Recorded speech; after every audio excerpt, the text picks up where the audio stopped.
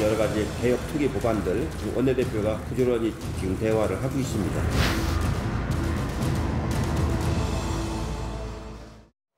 네, 북미 정상회담이 일주일 앞으로 다가온 가운데 문재인 대통령과 트럼프 미국 대통령이 전화통화로 북미 정상회담 성공을 위한 공조 방안을 논의했습니다.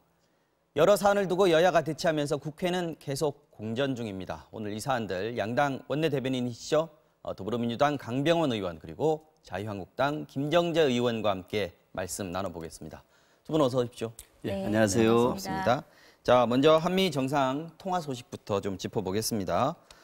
강 의원님, 북미 정상회담이 이제 일주일 뒤면 열릴 텐데 그러면 우리 정부는 어떤 역할을 맡을 것이냐 이 얘기를 주로 한 것 같습니다. 그죠? 문재인 대통령이 트럼프 대통령에게 어떤 내용을 제안을 했는지 좀 설명을 해주시고 그 의미가 뭔지도 좀 짚어주시죠. 저는 문재인 대통령께서는 이제 이 북한의 완전한 비핵화, 그 한반도 평화 체제를 구축하는 데 있어서 적극적인 역할을 하시겠다고 누차 얘기해 오시지 않았습니까? 근데 이제 북한과 미국 간에는 이 비핵화를 먼저 해야 제재를 풀 수 있다. 제재를 풀어야 비핵화를 할 수 있다. 끊임없는 힘겨루기가 되어 왔었는데요. 이 상황에서 이 북한은 그 풍계리 핵실험장을 폐기하고 그리고 서해 핵 실험장 여기도 좀 폐쇄 조치에 들어갔다고 얘기를 하고 그리고 지난번에 이제 남북 정상회담에서 영변 핵시설을 우리가 폐기할 수 있다. 그러면서 미국에 상응하는 조치를 요구하지 않았습니까? 아마 이제 미국에 상응하는 조치 면에서 문재인 대통령께서 미국의 선택의 폭을 넓게 해주려고 하는 그런 의도가 아니셨나. 그러면서 이 북한의 핵 문제를 푸는 데 있어서 대한민국의 역할을 더 키우려고 하는 그런 의도에서 이 남북 경협과 그리고 이 철도 그리고 도로 문제에 있어서 우리 한국이 할 수 있는 역할이 있다라면 언제든지 그 역할을 맡겨주시라 이런 의도로 말씀하셨다고 생각이 들고요. 이런 것들이 아마 이 비핵화와 대북 제재 완화 이 힘겨루기 속에서 이 진전들이 좀 있기를 바라는 촉진자로서의 역할을 보다 강하게 하시려고 하는 큰 포석이 아닌가 이렇게 생각이 듭니다. 네, 지난번 북미 실무협상에서 12가지 의제가 테이블에 올라왔다라고 얘기를 했는데 우리 대통령이 직접 구체적인 사안에 대해서 좀 제시를 했다라는 부분, 이 부분도 좀 눈여겨볼 만한 대목인 것 같습니다. 그렇죠. 지난번에 그 김혁철과 비건의 평양 회담에서 4개의 카테고리, 12개의 의제가 이제 정해졌고 이거에 대한 논의를 하겠다라고 얘기를 하지 않았습니까? 근데 그 중에 이제 새로운 북미 관계를 수립하는 문제, 그리고 한반도 평화 체제를 구축하는 문제, 완전한 비핵화 문제 등 이렇게 4가지 카테고리가 있었는데요. 여기에 뭔가 구체적이고 진전된 안들이 나와야 되지 않습니까?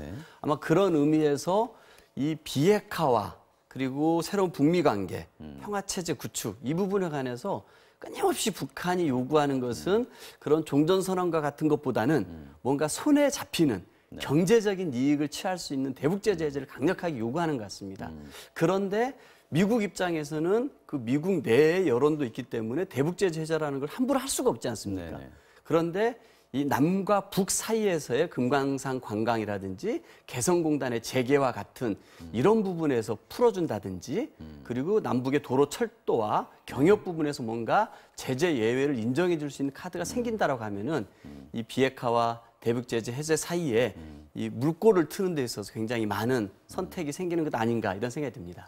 지금 말씀하신 것 들어봐도 그렇고요. 그 북한은 요구를 하고 있는데 미국이 지금 당장 들어주기는 좀 껄끄럽기도 하고 바로 돈이 들어가야 되는 문제이기 때문에 트럼프 대통령으로서도 쉽게 내키지 않는 이런 문제들을 지금 문재인 대통령이 던져 놓은 거 아닌가 이런 생각이 좀 드는데 이게 사실 이제 합의문 작성은 이제 곧 들어가야 되는 시점이지 않습니까? 근데 필요하면 비용까지 감당하면서 우리가 중재역을 떠맡겠다 이런 의미로 볼 수 있는데 김 의원님은 어떻게 평가를 하고 계십니까? 네, 지금 말씀하신 대로 뭐 미국 북미 정상회담 양자가 지금 회담을 하는데 지금 북한하고 미국은 분명 이해관계가 목표치가 있습니다. 미국은 소위 말하면 핵폐기죠. 핵폐기인데 그게 지금 핵 동결이 될지는 아직은 정확하게 모르겠습니다만 어쨌든 완전한 비핵화를 요구하고 있습니다. 완전한 비핵화를 요구하고 있고 거기에 지금 상응하는 소위 경제 제재를 해달라, 경제 제재 완화 조치 완화를 해달라는 게 북한의 지금 요구인데요. 지금 말씀하신 대로 지금 미국이 그거를 할 돈이 없다, 좀 껄끄럽다. 그런데 그걸 왜 한국 정부가 합니까? 그걸 왜 한국 정부가 갑자기 대통령이 나서서 갑자기 우리가 거기에 미국이 원한다면 모든 경제적 비용을 우리가 부담을 하겠다. 네. 그게 지금 미국을 또 돕는 일이다. 이렇게 나섰는데요. 저는 우리의 목표는 분명하다고 봅니다. 지금 이게 북미 정상회담이기는 하지만 네. 한반도와 안전에 관련된 아주 중요한 한반도의 미래가 걸린 그런 중요한 회담입니다. 네. 그리고 그 안에서 우리가 분명히 제시해야 될 목표는 북한의 비핵화입니다. 북한의 핵폐기입니다. 그런 분명한 목표를 가졌는데 우리가 목표에 대해서는 한마디도 하지 않고 네.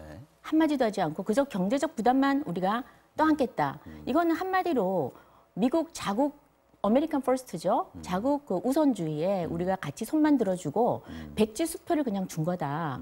우리는 아무것도 실익을 보장 없이 그냥 아무것도 내놓기만 보장하는 한 거 거다. 없다. 이렇게 그렇죠. 보시는 그래서 적어도 협상이라는 거는 주고받는 겁니다. 네. 주고받는 것인데 또 협상도 주고받을 때도 가장 고도의 최고의 요구를 하고 점점 협상이 진행되면서 이게 낮춰가는 건데 밑도 끝도 없이 그냥 다 주겠다고 한 겁니다. 그래서 이거는 협상 소위 말하면 외교 협상술에서도 그렇고요.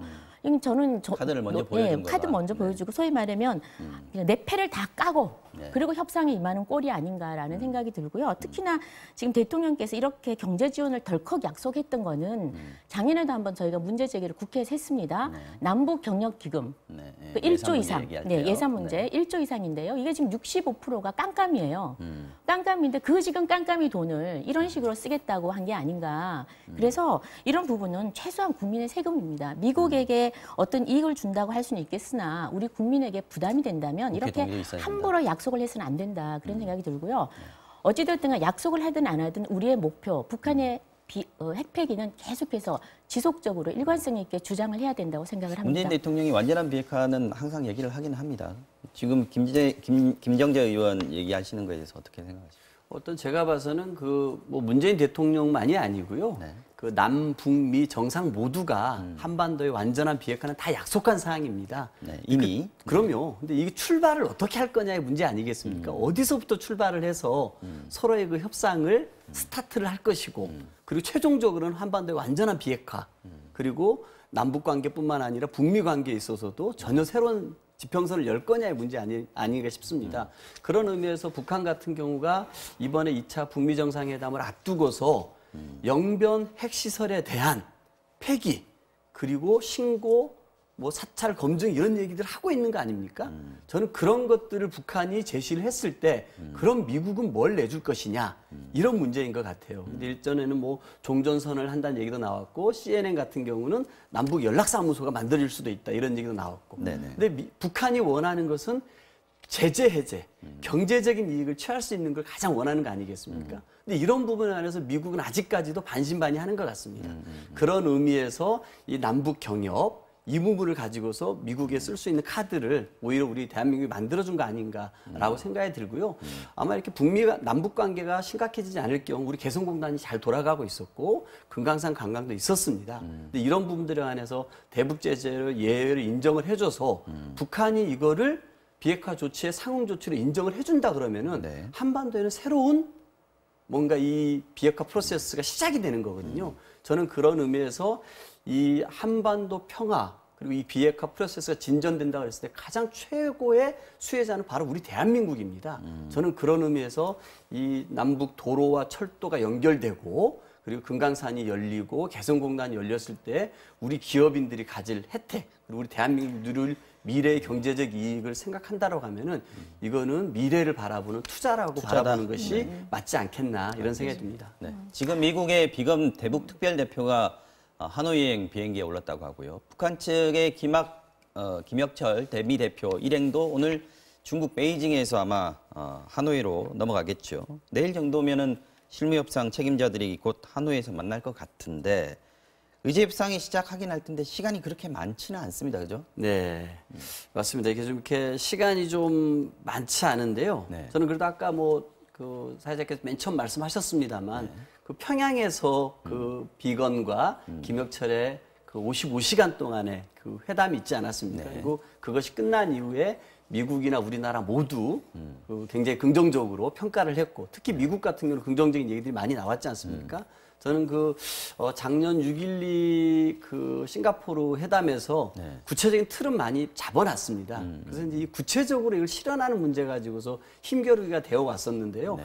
그 12개 의제가 합의됐다고 얘기를 했기 때문에 그리고 일주일 남았습니다만 네. 저는 합의문을 만드는 데 있어서 이 비건과 김혁철 간의 이 소통에는 문제가 없고 뭔가 좀 구체적인 진전들이 좀 저는 충분히 나올 것이다라고 생각이 들고요. 네. 특히 이제 그 일각에서는 좀 스몰딜이 있어서는 안 된다 이런 우려들이 많이 있었는데 이 스몰딜에 대해서는 한국도 그렇고 미국도 그렇고 그것이 최종적인 목적이 아니다라고 단계일 누차 뿐이다라고 밝혔죠. 얘기하고요. 그래서 네. 이 비핵화의 초기 단계들은 저는 출발점이라고 생각합니다. 결국 이 출발점에서 시작해서 그 종착점은 한반도의 완전한 비핵화와 평화체제 구축이 될 거라고 생각합니다. 예, 결국 합의문에 담길 내용의 핵심은 북한이 어느 정도까지 비핵화에 대한 로드맵을 내놓을 것인가, 그리고 미국은 그에 대해서 어떤 정도의 상응 조치를 내놓을 것인가, 이게 합의문에 얼마나 구체적으로 담기느냐, 이게 이제 관건일 텐데, 낙관론도 있지만 트럼프 대통령도 서두르진 않겠다라고 얘기를 하고 있고요. 미국 조야에서도 회의론이 지금 많이 있습니다. 어떻게 네. 보십니까? 전망을 네. 하신다면요? 네, 저는 그렇게 낙관하지는 않습니다. 왜 그러냐면 지금 트럼프 대통령이 사실 1차 정상회담에서도 그렇게 결과가 좋았던 건 아니거든요. 근데 네. 2차 회담 전에 지금 최근에 지금 여러 부정적인 말을 쏟아놓고 있는데 그 의미를 살펴봐야 됩니다. 네. 그러니까 트럼프가 그저 내가 원하는 것은 핵과 미사일의 실험을 더 이상 원하지 않는다 그랬거든요. 그러니까 더 이상 핵 실험만 원하지 않는다는 거예요. 그 말은 기존의 핵이나 미사일을 그대로 인정해주겠다. 다시 말하면 핵 동결이라는 거죠. 핵 동결의 결과만 남겨놓을 그렇죠. 핵 수도 폐기가 있다. 아니고 핵 동결 수준만 생각하는 겁니다. 이게 이제 우리가 스몰 D를 이제 걱정을 하는 건데요. 네. 핵 동결만 했을 경우에 또는 미국이 원하는 ICBM만 미국까지 날라오는 탄도미사일 이것만 폐기하는 걸로 될 경우 네. 그러면 과연 우리 한반도의 안보는 누가 어떻게 보장하냐는 거예요. 그래서 아까 말씀하신 대로 만약에 충분한 북한의 핵 폐기 네. 한반도에 비핵화가 있다면 남북 경협 얼마든지 가능합니다. 지원도 할 수 있고요. 그러나 지금 2차 북미 정상회담의 이 전체적인 맥락을 보면 상당히 지금 북한은 강경 대응하는 입장이고요. 그게 트럼프에게 전달이 됐고 트럼프가 계속 흘립니다. 우리는 그냥 실험만 안 하면 돼. ICBM만 미국의 자국의 안전이 제일 우선이야. 네. 이 말은 한반도 니네는 우리가 세컨 초이스야. 우리가 먼저 아메리칸 퍼스트야. 이거거든요. 그래서 이런 전체적으로 비추어 봤을 때는 핵 동결, 미국의 안전이 우선이다. 이런 상황 속에서 우리 대한민국이 그저 믿고 그저 북한의 지금 현재 말만 믿고 경제 제재만 우리가 일방적으로 해준다면 이건 정말 굉장히 한반도의 안전과 안보가 걱정이고요. 무엇보다 중요한 게 비핵화에 대한 그렇죠. 북한의 확실한 약속, 확실한 약속이나 그리고 핵폐기가 계획, 없으면 이게 핵 있어야 폐기가 된다는 없으면은 거죠? 네. 경제 지원은 없다라는 이런 일관되고 지속적인 메시지를 계속 던져야만이 이것을 미국도 제대로 받아들일 것 같습니다. 이번에 최근에 낸시 펠로우 하원 의장도 얘기를 했지만 북한은 한국의 무장 해제를 원한다 그랬지 않습니까? 그게 그리고 지금 이번에 논란이 좀 있습니다. 논란이 있고 워딩이 그리고 맞는지. 이번에 지금 네. 여야 의원님들이 다들 갔을 때 전체적으로 미국 조야에서 공화당도 민주당도 지금 네, 회의적인 트럼프의 시각이 있는 회의적인 것만큼은 시각이 팩트네요. 그건 네. 정말 팩트입니다. 거의 다 회의적인 거고요. 지금 저희는 이것과 더불어서 뭘 해야 되냐면 소위 말하는 비핵화 수위죠.